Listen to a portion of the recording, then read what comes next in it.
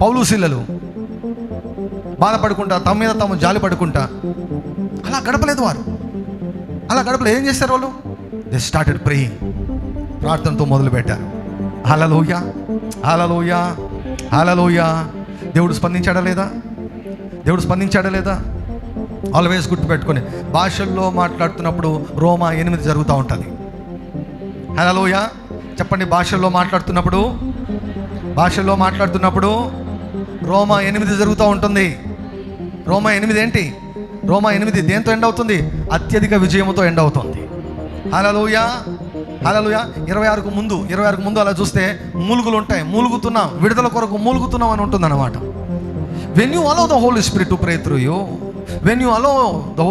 Pray through you, పరిశుద్ధాత్మ నిన్ను అత్యధిక విజయంలోనికి నడిపిస్తాడు. హల్లెలూయా. ఏంటి అత్యధిక విజయము? పౌలు శీలలు అక్కడ విడిపించబడ్డారు. తర్వాత ఆ జైలర్ కుటుంబము రక్షించబడింది. దేవునికి రాజ్యము విస్తరించింది. అపవాదికి నిత్య అవమానము కలిగిపోయింది. హల్లెలూయా. ఒక చారిత్రాత్మకమైనటువంటి సాక్ష్యము అక్కడ సృష్టించబడింది. సమస్య ప్రారంభమైంది.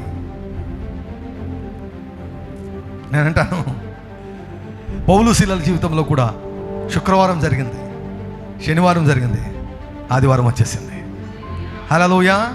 సాయంకాలమున ఏడుపు వచ్చి రాత్రంతా ఉన్నాను, ఉదయమున సంతోషము కలుగును.